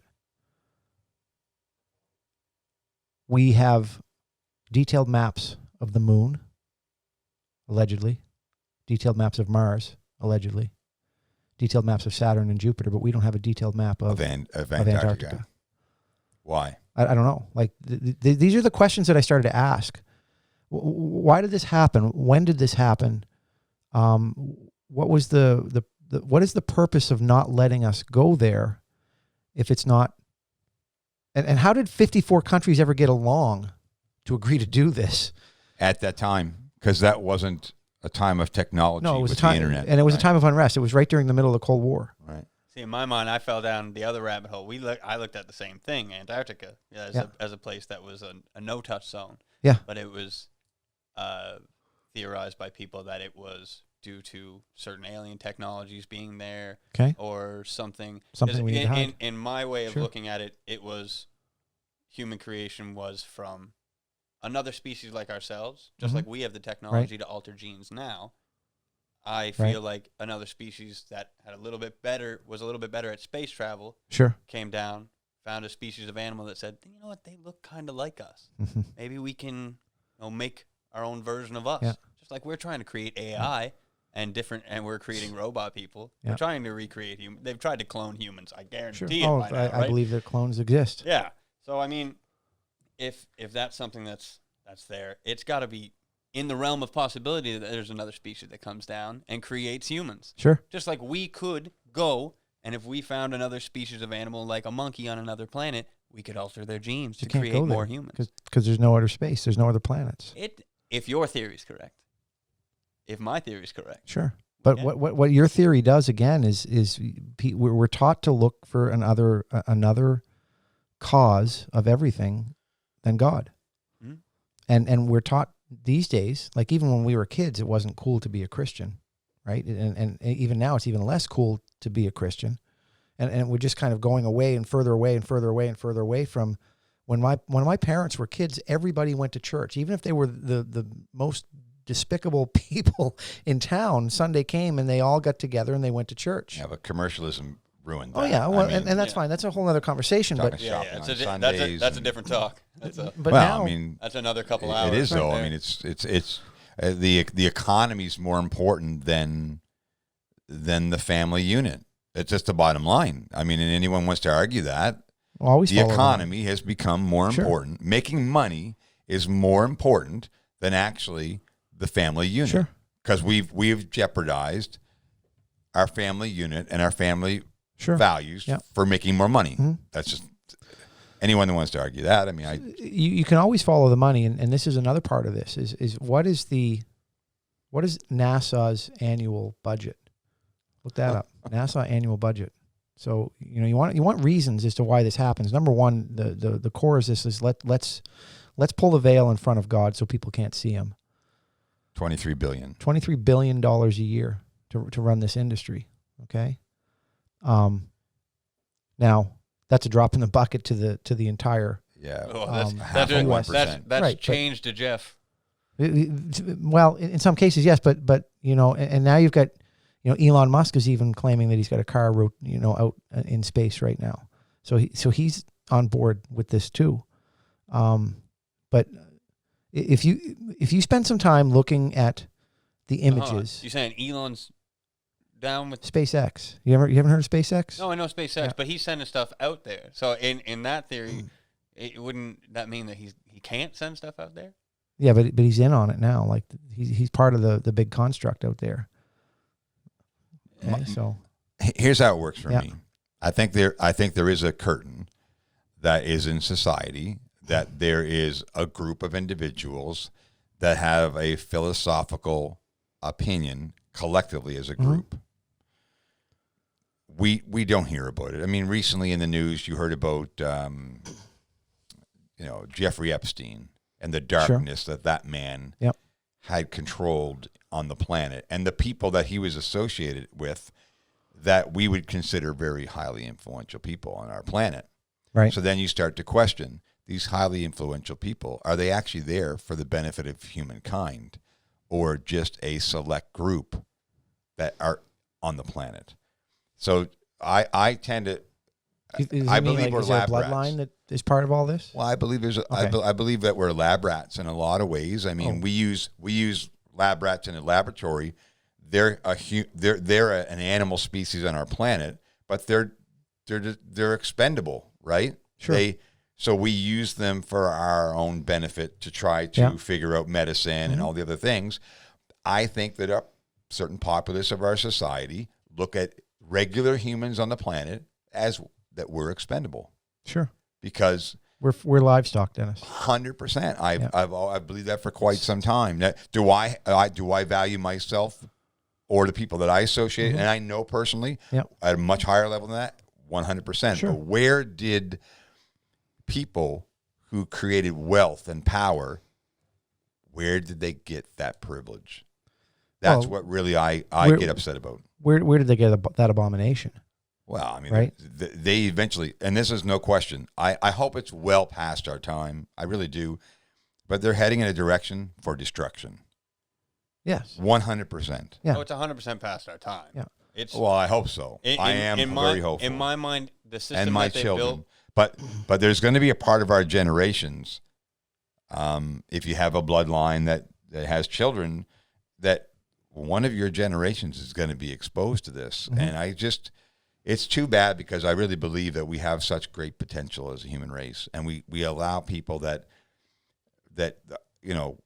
protect the darkness of what we do in this world to destroy what potential we really have. Right. Sure. And I think that everything that you're saying lines up scripturally too. And I've been told that. I know. Yeah, and but they question the Bible, Glenn, because of course they do. I mean, you have in Roman emperor times, they would use God as a vehicle to control people. They still do. They do. Yeah. And then there was a God for everything. God of the sun, God of this, God of that, God of this. Yeah. I mean, if we say God, you're saying one singular God, right? I'm saying the creator of the universe. Right. I'm saying the supreme, the one, the only true God. Right. But I mean, that story is so big, it's hard to comprehend. You said the word earlier, that God is chaos in itself. It started from chaos. With God? Well, was there a God before the chaos? Did he create? That's the thing, right? Is he the creator of the chaos, or? Well, no, because there was no Big Bang. Okay, God spoke us into existence. We should not be sober, or we should not be. You know what I mean? I'm down to drop some ayahuasca and go for an exploration. I got to call Joe. I got to call Joey Rogan up to let him know that we got to change. I'm on Joe's side of that conversation. And I got a lot going on tomorrow, so I can't do it. But the bottom line is that it's deep. It's deep. Well, it is. But I'm telling you, though, this whole construct, this whole veil that's been put in front of us, and from the Big Bang to evolution to the solar system, it's all designed to point away from God. It's all designed to make us feel insignificant as people, because if you really understood God's message in the Bible, the way it's presented, you would feel special to him. You would feel that he does have a relationship with you, and he knows you better than anyone. Right.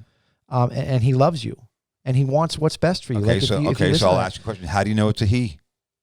We're taught that. Well, we're taught that. We genderify things so we can understand them in our language a little bit. And I don't know he's a he. I think he's asexual. I don't think that he is male or female.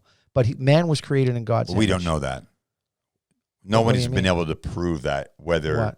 Well, if it's if Right, male or but that, female, I mean, or, that's not. Yeah, it's not an and is important God detail a in this. human? Like, you know what I mean? Like, is No, God he's a not. male or female? It's a not an being, important right? detail Well, in this argument to me okay, right now. And if right. you have that question, I mean, we can certainly explore it, and I'm happy to go down that rabbit trail. We Right, can wrestle yeah. with it together, Yeah, Dennis. yeah. But his message is one of love, and his message is one of giving us the roadmap of how to live our lives.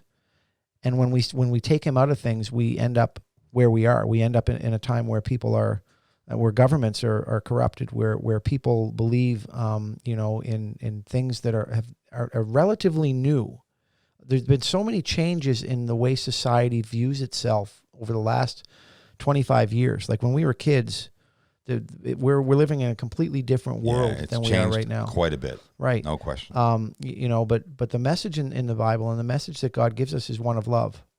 And when you hide that from people, they come up with their own constructs that make us feel insignificant. Like if I really believed that the Earth was part of a solar system, that was part of a universe, that was part of a galaxy, I'm not sure what the order actually is, and all of this is moving in its infinite space and it's never going to stop expanding, it makes me feel small. It should. Right, It should. right. So is that what God intended? Does God want us to feel small and insignificant? I don't think he does. No, I don't think so either. And outer space gives us the ability to think up aliens and come up with aliens on other planets that are far away. And then we start to question, did God have a similar message for them? Now, I will say, I mean, governmentally, right, especially in the United States, mm-hmm. there have been people that have witnessed alien activity. We'll come back to right? aliens in just a second. Okay, but remind me to come back to aliens because there's something I want you to look up for me on that. But at the end of the day, you play hockey. Like you played basketball, right, Mike? Yeah. Okay, I don't play any longer, but I played, but you did. You played sports. You're an athlete. Yeah. I remember you scored the game-winning goal against Shelburne and Adam B when we were 8 years old. The throwback. 1979. Yeah, it was.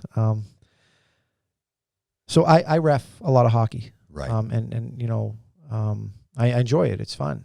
And reffing it's challenging. Like you have to have athletic ability and you have to have some intellectual ability and you have to be able to manage people, and all those things are skills I enjoy. The hardest part of reffing is when one team gets to the point where they realize that they are not going to win that game. No matter what they do, they can't win that game at that point. So they're kind of at ground zero. But they still have to play. Like the game doesn't end there. You still have to play out the clock. And that's when things have the potential to get out of hand. And that's when the official has to step in and has to be careful. Or kids get hurt. Right. People take liberties. Goalies get run. Tempers get flared when one team knows that they're going to lose. And I think we're in a time right now where one team knows that they've lost and they're starting to take liberties. And these liberties are the constructs of society that we see that are different than they were 25 years ago. And we're moving away from what God intended, with lies, with governments that are corrupted, with Jeffrey Epstein, with this list of people that we all revered as people that are on that flight list that he had. And Satan knows he's going to spend eternity in hell. That he knew that right from the start of time. Well, from the time that he was cast out of heaven. And we're at the end time right now. We're approaching the end time, at least. I don't know the hour, I don't know the day, but the things that were supposed to be happening in the Bible are happening. And Satan right now is trying to create havoc before the clock runs out. He knows he's lost. And we're at a time right now where it's hyper important for him to keep God out of the equation for people. So as many people are going to spend eternity where he's going to spend eternity. And let me tell you this, he's not going to rule hell. He's going to be in agony in hell just like the other people are. And that's what I believe. And if that makes me seem crazy to people, I'm okay with that because, frankly, I'm 50. And I spent my entire life pretending and hiding and denying that I believed in God. And it put me on the path time and time again to disappointment and heartbreak and hurting people that I loved or that I thought I loved. And I'm done with it. I'm not gonna play that game anymore. And I believe that the earth is flat. I believe that God created it for us. He created it for human beings and no one else. And he created it in a manner that is going to glorify him. And we have to, we don't have to. I'm not here to tell anybody else what to believe. This is what I believe. But ask the questions And if they make sense to you and you're okay with that, then that's your choice. And there are going to be consequences one way or the other. I don't know what they are yet. I mean, I do know what they are. That's how I came up with my idea on how it was right. created and what happened and what is going on currently. Right. I know what I value. Sure. I know what is important to me on a daily basis to cherish. And those things are important to me. Sure. I also know that I have a role to play in what I cherish, who I cherish. And I also know that my thoughts are allowed to ask questions. My mind, my own being is allowed to wonder. I always use the analogy of Luke Skywalker standing on Tatooine, wondering what his purpose is. Like, what's my purpose? Yep. Why am I here? What am I to do? And love, you use that word love. Love is a word that's just not used enough. 100%. And not just to your children, but people in society. We don't do it enough. Today, it's more of a cold society. We spend more time using technology to reach out to people than we actually physically touch people. And it's been something I've talked to people about in my family dynamics. That is important to me because physical contact and relationships are incredibly important to me as a human being. Of course. It actually is part of my purpose. So beyond that, the rest of it's conversation. And there's beliefs, and then there's science. And even science changes. It evolves because scientists only know so much. Well, there's a form of belief. They're not science. experts in everything. Sure. It's their scientific belief. Sure. Based on their intelligence on what they explain to us. So I get that part. And do I think you're crazy? No, not at all. Do I think you're asking questions? No problem. Yep. If you think you're, it's like this. I was told this by a very successful entrepreneur one time. He said, Dennis, if you want to be successful in life, if the mass group of people are walking in one direction, what direction should you go in? It's the opposite. Sure. So there is a minority of people in the world that actually go in the opposite direction. Who are they and what do they know? That's really what I've asked myself is who are those minority people? Because that is success. And if you follow the herd, you're probably headed for disaster. Slaughter. Now, yeah, so, it's deep. There's no question. We've spent almost 2 hours, and it's deep. And I think it's something we obviously need to revisit because there's more to it. And I really think it should be done on a weekend where I could get a bottle of scotch. I was going to say, Glenn, we'll have a sit down on a weekend some night and go real deep into some space. Well, I mean, one of the things I didn't want to do is and maybe this was the wrong approach to this. I want to present this from an intellectual standpoint. I want people to look at what's around them. I just want them to recognize things that I recognized when I started to think about this stuff. And then, ask the questions, then go and research the articles. That's valid because I love the thing about the sun and the moon. Yeah. Like I really do. That was just an observation I'm starting to question that, right? That if it's that big, how can I still see it so prevalent in the sky? Like how? Well, I've never asked myself that question. My theory is just based off the amount of pure energy that comes from the sun. Sure. It appears larger than it actually should because of the energy that's like a light bulb. Yeah. If it's brighter, Sure. it appears larger than it actually is to your eye, right? And the fact that it's a constant creator of energy means that beam of light is never stopping. Sure. The biggest one, coming, right? the biggest one for me was the stars. And not why aren't they changing? If all that this is stuff one for happening? me that you got me on. fact. I have no earthly explanation. And I know Michael will dig a lot into that. I know he will. I'm going. So, I mean, that's just one of them. I mean, there's a lists and lists of things of questions that just make the math not add up to me anymore. Right. And I started to weigh this. Is it more likely than not that we live in a heliocentric model or an Earth-centric model? You mentioned, I mentioned Neil deGrasse earlier, and you said you wanted to bring him up later on. We seem to magnetize towards him as the expert. I got to correct you real quick on that because I know someone's going to get you in the comments. Just say Neil deGrasse. Oh, Neil deGrasse Tyson. Right. Neil deGrasse Tyson, when asked if he could explain gravity, because the entire heliocentric model of the universe relies on the Big Bang and on gravity. Right? And no one can explain gravity. No one knows what gravity is. They just say it works.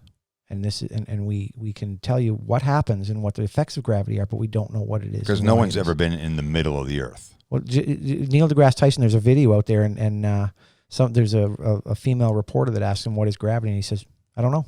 His answer is, I don't know. Well, it's unknown to humans right now, and I feel like it's fair for him to say that. I really appreciate him actually saying it, because as a scientist, I do too. He doesn't know. It's a lot like when we broke the sound barrier. There's things that we discovered about science after we broke the sound barrier. Because you think we broke the sound barrier? I believe we have. But I need a Saturday night is what I need. Yeah. But what I'm saying is there could be an unimaginable amount of things out there that we have yet to discover that we can't see with our human eye.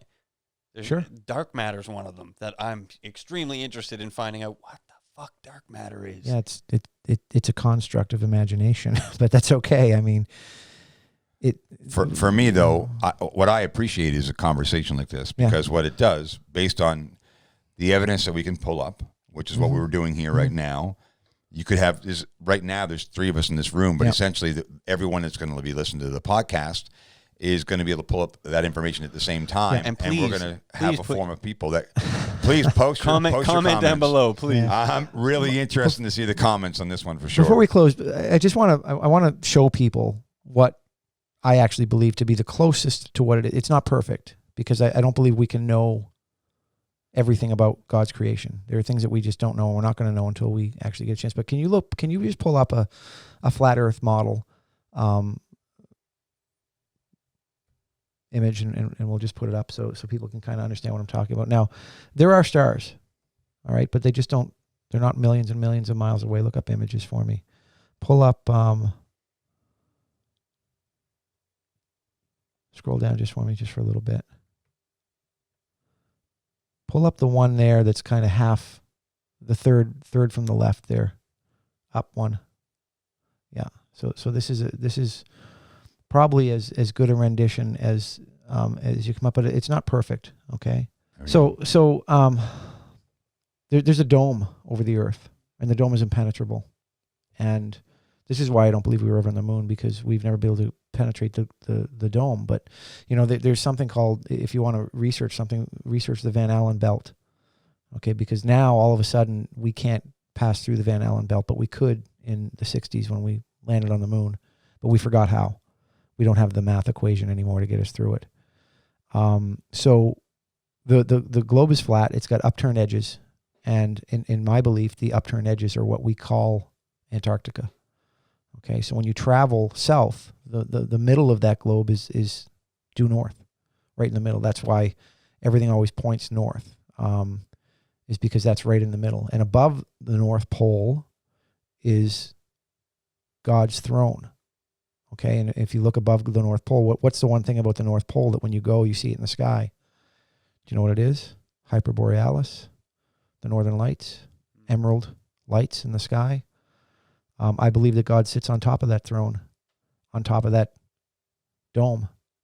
And that dome is it's the end of what we understand as creation. Now, it's big, it's high. People think it's 73 miles high. And there are layers to it. And there's a lot of, there's no time for me to go into all the different things that I've been researching and reading, because we're running out of time here. But if you look at that, there are certain things that are still questions that I don't have answers to. So I'm going to keep researching. I'm interested in where's the edge go? If you look if it's up Antarctica, it's snow. Well, there are actually Antarctica. If you look at most of the pictures of Antarctica, it's a big wall. Like you talk about places that icebergs fall off of and stuff like that. So it's like a big high wall that keeps the waters in. And again, this sounds crazy to someone that has never thought about this before, but when you think about things, water looks awfully flat. You've been out in the middle of the ocean. You've been on airplanes, and you look out windows.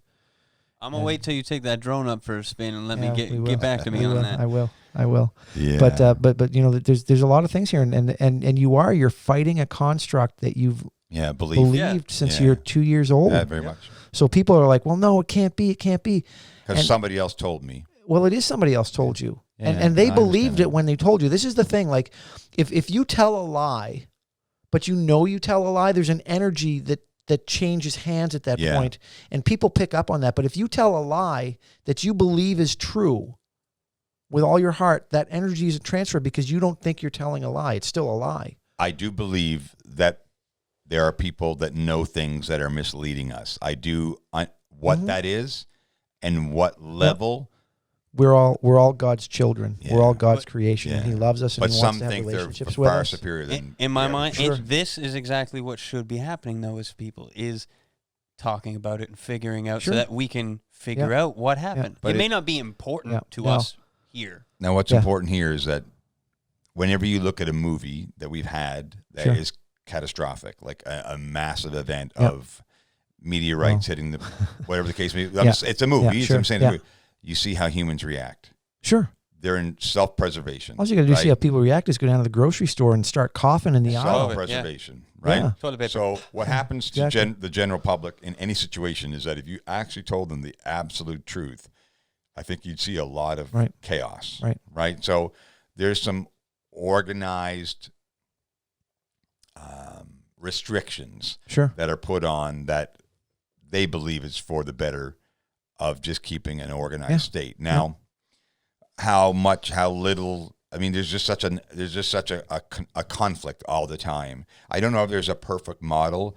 I mean, even like the most perfect community in the planet that conceptually was an idea of a euphoric state was Camelot, right? Okay. And even Camelot was destroyed because there's always somebody here that has an interest different than what is perfect for everyone on the planet. And love communicated through each other, and empathy towards each other. How in the world, and I'm going off on another tangent. We don't have a lot of time. We can talk about it another time. But you and I grew up in a time where we had the musical artists of the world do Tears Are Not Enough, We Are the World. Sure. Do They Know It's Christmas? 84, 85. We had Live Aid. We had 2 Live Aids now. One when we were teenagers, another one just recently at a 25-year anniversary. Sure. And we still have world hunger, man. We still have world hunger. Sure. Like, we don't have the ability. It's what drives me crazy is we have the ability to solve these problems. We do. Sure. We have the intellect. We have the resources to be able to help everyone accomplish what we set out to accomplish. And and we're talking 35 years later. It might be slightly better, but it's not much. Oh, I don't think it's better at all because the population is probably close to doubled in those 35 years. How do we allow that to happen? Everybody's completely divided. Yeah. And that's just one, and I see it because of where I live. You can't do anything with a species. Any species, you look at something like COVID. Yep. It is a species in its own right that is trying to do one thing, survive and create more of itself. That is what species and animals do in life. Try to survive and create more of themselves at a base level. We'll have to have a whole other podcast to talk about Yeah. COVID and all this stuff. Oh yeah, no COVID. Yeah, no, it's, We've in the past couple, it's been like little mini touches of it just to talk. we're all aware of it. The subject is never going to go away. Yeah. So- But even COVID is now. SARS was before that, Yeah. right? Ebola. You can go back. The bubonic AIDS. plague. Sure. AIDS. Yeah. I mean, we've lived through all those. Yeah. This is just a different situation that has hit everyone on the globe. Before, if Hold on. Where? I don't know. On the flat surface, On the whatever you wanna plate, call on the it. plate, on the fucking plate. Right. Glenn. Whoa. Yeah. So the I'll reality, bleep myself out. Don't the worry. reality. It's a CRTC does not regulate these podcasts, so it's fine. it's But, fine. but the bottom line is that we, it's just difficult to comprehend what I see every day where I live when I'm not in Canada, how that is allowed to happen to human beings, where we essentially know what's right for everyone and we don't do it. We don't walk in love, Dennis. We don't want to walk in love. We just don't walk in love. Oh no, there's not enough love on the planet. It's just like you walk into a dark room. You don't know what's in that room. What do you do to combat that? Turn on the light, right? So you can't combat darkness with more darkness. You can only combat it with light. Yeah, I so agree. you can't combat hate with more hate. Yeah. Barbara You can only Esquerdo told me. combat it with love. Barbara Esquerdo told me one time in Matanzas. He says, the darkness must be discovered by the light. It's the only thing that reveals all this. And this is why I wanted to talk about this stuff, is because I do believe that my belief has changed my relationship with God. In the last month, I'm closer to my Creator than I've been in a long, long time in my life. And it's changed my outlook on life, and it's made me happier and filled me with joy.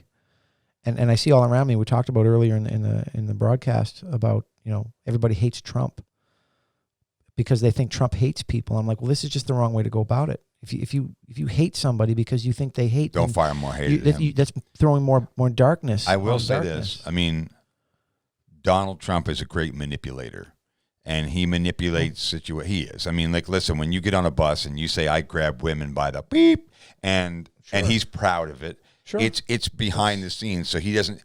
What he says in front of the camera is not at all what he says behind it, and that's a lot of people in human nature. That's it's just politics too. But he's been subject to a lifestyle since we've been almost on this planet, as long as we've been on it, to a privileged lifestyle where he has no empathy towards people. He's done so many things to people. I don't want to give him a break. Now, that's not saying that as a president he hasn't done good things, right? But the reality is that when it comes down to U.S. politics, is they want to control the person that's in that seat. And totally. He's very proud not to be controlled. So and the point is that I'm not trying to say that he's good or bad. I don't like him evil, at all. What I'm saying is that if you think that he hates, if you don't like him because you think he has hate in his heart, then you hating him is not going to change his heart. I never said I hated him. Yeah. How can you hate somebody you don't know? Right. I don't hate somebody I don't know. But there are people. Very few people in the world I hate. Yeah, very few. I disagree with him on many statements. Sure. That's all, and that's fine. I do too. I'm 100%. I have good friends that are going to vote for Trump, and they believe wholeheartedly he's getting in, and so do I. I believe he's getting in again. I just hope that he's smart enough to keep his mouth shut to a certain extent to not kill us all. A lot of times, presidents in their second term, they know they can't be renewed, so things change a little bit in that second term for them. They're not trying to run again. Yeah. But the point and the only point is we have to stomp out hate in the world. Agreed. Period. And the only way that we can do that is with love, and the only true source of love is God. Period. Yeah. That's where it comes from, and that's my belief. I'm not saying it. Well, I am saying it's right, but I'm not saying you have to believe it. Yeah. I'm not saying anybody has to believe it. You have the right, as a human that God created with free will, to not believe in God. But why? That's the strange thing. This is too much of a conversation because I'm about to say I think there's a part of God in you. There's a part of God in you. But if there's a situation like you're part saying, of each other, why is it that every different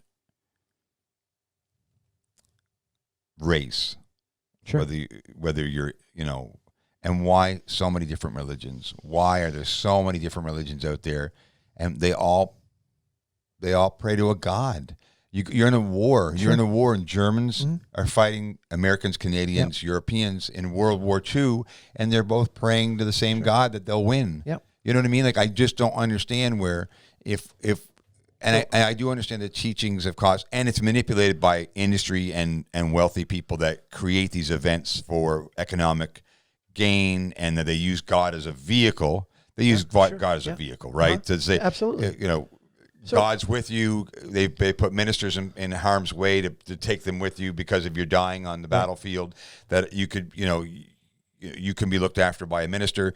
There's a lot of things that happen on this planet. Sure. It's unexplainable. But, it's going to be another podcast there's been religion's got to be one, because I feel God creates good and God creates evil. In my eyes, there is God, but I just don't think that we as humans understand Him the right way, and I don't think that necessarily the book of Christianity or anything like that, like the books, any of the religions. I don't believe any of the religions that we have on this planet are the actual word of God.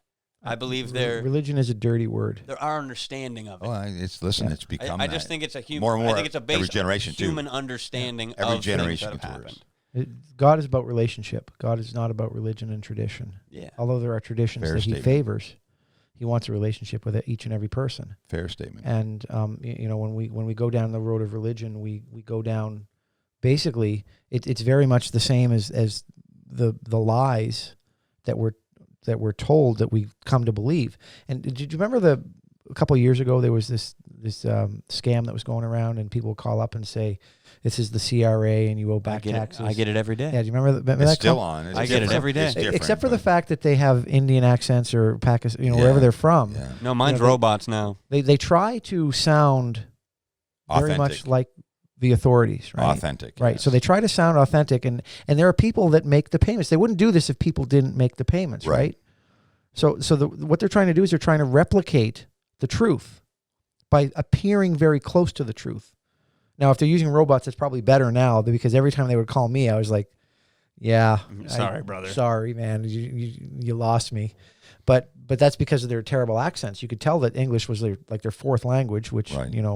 But people try to appear to be true, and true discernment. And this is something that the same person that introduced this to me, knowing the difference between good and evil is not discernment. That it's easy to tell when something is evil if it's actually appearing as evil, and people will typically pull back and say, "No, I don't want it." But the hard part and true discernment comes when you can determine what's good from what's almost good.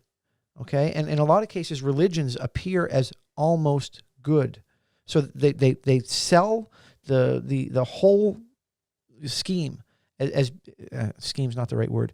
The whole construct I of understand their the religion, concept. Yeah, right? Yeah. But it looks so good, and it's so close to the truth.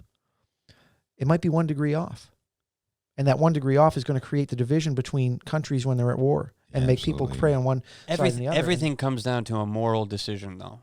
Every decision Where do comes down morals to come from, though, Mike? it's your inside, it's your upbringing. I came up You would honestly. say God. Honestly, I wouldn't even say God. You know where my morals came from? Yeah. Fucking Japanese anime, man.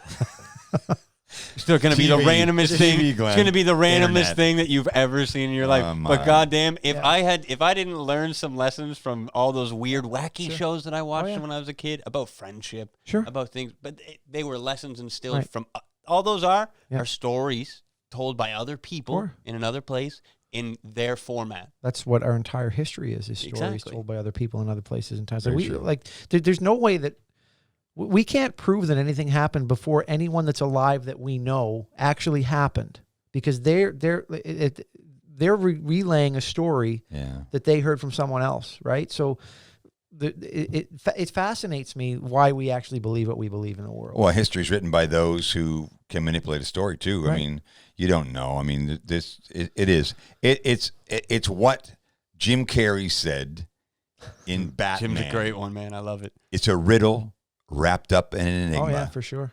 And Sure. it's hard to comprehend sometimes, but it always gets back to that magical word tonight, and it's love. And that's what I want to is. leave with in this podcast tonight is I love you, man. I love you too. I obviously love this boy behind me working with me on these projects, but Same goes out to you, Glenn. these I love you too, podcasts are built to I love you more when you're on time. well, though. to expose these podcasts are built to expose a lot of things, and tonight was a very unique session to say the least.